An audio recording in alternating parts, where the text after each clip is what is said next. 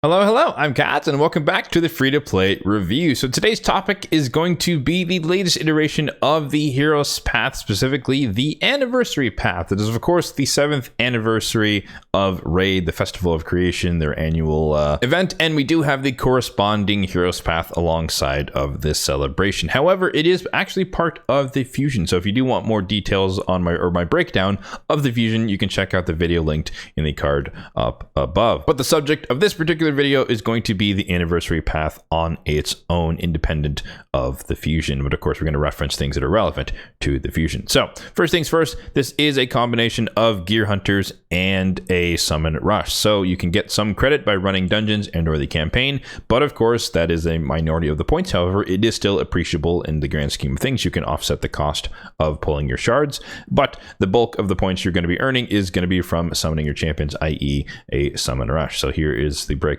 of the table here. Sacreds, of course, are the most powerful, followed by Primals, and then Voids, Ancients. But I always like to mention, don't forget about Mystery Shards. You do only, it feels little, you only get 3 per summon, but of course you can burn through a ton of Mystery Shards, and they're basically the most abundant shard type in the game, and they're free for the most part. And so you can definitely get a couple of, a couple thousand or 1,000 points, a couple hundred points if as needed through Mystery Shards, and it's relatively painless to do so. So diving into the path itself, let's take a look at what we've got going on here. The first thing I always like to look for are, do we start off with any keys? No. And then what are the keys for, if there are any in the path? So you can see down the very center, we need 2 keys to unlock one of the fusion rares. We need a 3rd key to unlock the 2nd fusion rare, and then we need a subsequent key, 4 keys to get all the way down to the fusion epic. And you can see there that we have all 4 keys here at relatively high points in the path, so you don't have to go far down. But the trade-off there is that most of them are separate, entirely separate branches here. So the left side kind of goes on down its own path, the right side is its own path, and the center thankfully branches from the center into 2 distinct paths here. So we have a couple of options as far as getting down through the center, depending upon how far you plan to go relative to the fusion. And then if you go all the way down to the bottom, going down any of the paths, center or otherwise, you start to get to legendary tomes, mythical tomes, the avatar, which is quite expensive to get all the way down here, ignoring like everything else above it. And then, mythical relic fragments and all that type of stuff down here. Actually, these are these are old fragments, so I didn't even notice that on my initial look through. But yeah, this is the Alice's Adventure. This is the Celestial Crystals, or the Wings of Winter. This is Chaos Awakes. So, and then this is the Discovery, which is the TMNT. So you actually have a chance. I didn't notice this earlier. So you actually have an opportunity here to get some, potentially get a relic from one of the old groups. So you can go for a Cat's Gaze, I guess, if you wanted to, or something else, Zivia Servitude and all this other type of stuff, all the overpowered legendary and or mythical relics from events prior. So that's a good shout there at the bottom. But of course, really expensive to go down there if that is your goal. To me, though, this path is relatively straightforward for majority of players because this is part of the Fusion. Ergo, you're going to be mainly focusing on what it's going to take to get you some of the Fusion champions that you're going to need for the sake of the Fusion, assuming that is something you're going for, of course. And so the cheapest thing you could do is get 2 of the rares here. That will require 3 of the keys. So you will probably, I would recommend you start by coming down the center path because it's a little bit cheaper. You branch into these sub-central paths here, and instead of having to go down a completely separate path. But regardless, you're going to need 3 keys in total. So you come down the center, you come down, let's say, the right-hand side as well. You get all 3 of these keys. You come down the center, come down all the way through the last of the 2nd rare. That would cost you a grand total of 37,500 points. If you wanted to take it a step further and also get one of the Fusion Epic from this, you'd have to go and get the last key. In my example here, it'd be the left-hand path all the way down to get the key, then come down back through the center, or I guess continue on through the center and get the Fusion Epic. That would cost you a grand total of 63,250 points. As a sidebar, if you didn't care about the Fusion at all, you just wanted to pull some shards for the events that we'll talk about a little bit later, then you could get yourself a legendary tome for 41,750 points, either the left hand or the right hand side fully. And then right beside that, you had 10k, and then that is how much you would have to spend to get the mythical tome, 51,750. So as usual, let's hop over into the spreadsheet and take a look at these values in a little bit more digestible of a format here. So the spreadsheet will be linked in the description description box down below if you'd like to check it out for yourself, or you can just follow along here as we go through it.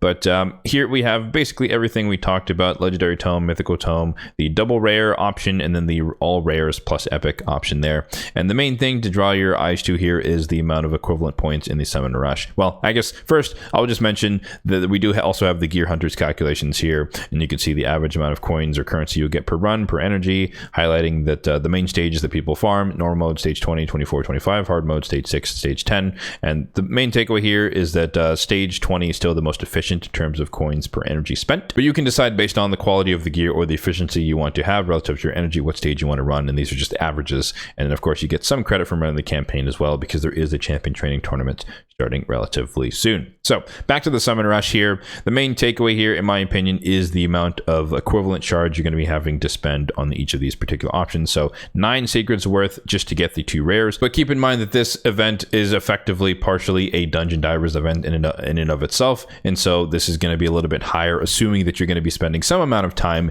in dungeons or the campaign, reducing this value to close to, let's say, 7, which would be a pretty typical value just to get yourself one of the rares. So just keep that in mind. And then, as usual, for a fusion, if you wanted to go above and beyond to get the epic, it would be upwards of 15 sacreds. Again, assuming that you probably would earn, 2 sacreds worth of points relative through Dungeon Divers. So this is around 13, which is again a little bit on the higher side relative to a normal fusion and where that is in the Summon Rush. But I would say that fusion epic is usually around 11 to 12 or 10 to 12 sacreds worth of points, so upwards of there. But again, you can offset that with Dungeon Divers. But so it's kind of in the neighborhood of what we'd expect for a normal Summon Rush plus some allotment for Dungeon Divers. And then for the legendary tome, it'd be around 10 sacreds. For the mythical tome, it'd be around 12 sacreds. The other thing I want to point out here as we jump into, there are going to be pogo events going on alongside of this. A pogo, for those who don't know, is pull one get one. And so there is an ancient pogo for the first 2 days, meaning that's live currently, and then tomorrow as well. And then going into the weekend, Saturday, Sunday, it's going to be a pogo on Sacred Shards instead. So I do want to highlight the fact that if you want to kind of min-max or just be a little bit more efficient, if you're pretty far away from Mercy, and even if you are close to Mercy, ripping through Ancients is a ridiculously good value here, just because you're going to get yourself 2 legendaries for the price of 1. So even if you wanted to do just the 2 rare option, the cheapest thing, it'd still take you 125 Ancients. Again, that's assuming that you don't do any Dungeon Divers at all whatsoever, which could be a strategy if your goal is to try and get to Mercy if you're far away from it. And then 211 here if you wanted to do the same thing for getting the epic as well. But again, the value there is pretty high in terms of you potentially getting 2 legendaries for the cost of 1. So don't skip over the fact that you can pull Ancients and a relatively small amount of Ancients and get what you need for the fusion on top of getting yourself 2 legendaries. But on the flip side, depending upon where your Mercy is located, you could also do the same thing with Sacred Shards in the latter 2 days of the Hero's Path and pull a roughly normal, air quotes, amount of sacreds in order to get yourself the fusion the fusion rares or fusion champions. So if we pop back into the game really quickly, we can just take a quick gander at those events, at least the ones that are live at the moment. So you can see here we have the Ancient Pogo that's live for the first 2 days. We have the Progressive Chance that's going on for the entirety of the weekend. These are the champions up for grabs. And I guess right now we might as well segue into my particular plan. And for that, let me pop up my personal Mercy tracker here on the screen. You can, I guess I can link this down in the description box down below as well if you want to check this one out for yourself. But as you can see here, for my particular situation, I could opt to go for the Ancients here, rip through a bunch of Ancients and get closer to Mercy, but I wouldn't be guaranteed a legendary from my Ancients. And so for me, it makes a hell of a lot of sense more so to go for the sacred aspect, the sacred pogo, because as you can see here, we are 2 sacreds into Mercy, 14 sacreds pulled total. That's not a guarantee that we're going to get it within the first 7, but as many as it may take would make sense for me to go for, and then whatever excess I could just use on other rewards in the Hero's Path. But that is my tentative plan at the moment. Wait until the last day, probably Sunday evening, after I've burned through all of my energy that I could have for the entirety of the weekend, burning through the campaign as well as the Ice Golem tournament, and just kind of doing whatever the remainder is in terms of sacred shards. Now, of course, if I get lucky and like the first sacred pops out a legendary, cool, then I just get to min-max, and whatever the minimum I need to pull, like 7 sacreds-ish, it would kind of be my target. Then I just pull up to 7, and then we just move on with our lives. But if we get some bad RNG, takes us out to like 30-something sacreds, then, well, at that point, we'd be in contention for the epic.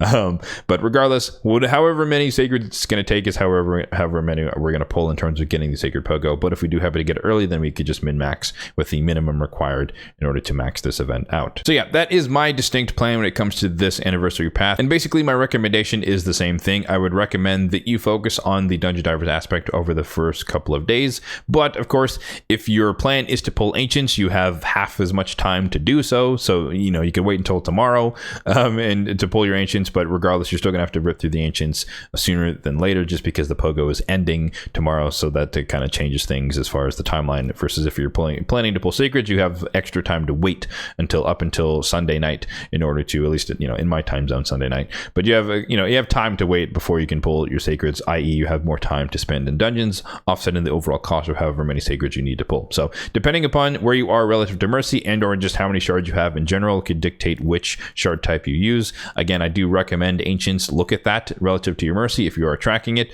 or just in general see if you have 100 and something ancients, because that could be a relatively affordable way to get this fusion done. And then just shoot your shot and see if you get lucky with the pogo event along the way. And I guess maybe there are some lucky people out there who are in mercy for both situations, and maybe it would make sense to pull, 50 ancients, proc your pogo there, and then pull a few sacreds, proc your mercy there. I'm not in that situation myself, but that would be pretty cool to get 4 legendaries, or guarantee yourself 4 legendaries over the course of one weekend. That could be pretty substantial in terms of progression for that, or those lucky individuals. But yeah, that is going to do it for the free-to-play review of the anniversary path. Let me know in the comment section down below what your plan is relative to this anniversary path. Are you going for the fusion, therefore you need to get at least some of the fusion rares or epics? Are you planning to go all the way out, or are you planning to get just the rares? Or are you planning to get all the way out to the epic? Is that your typical strategy?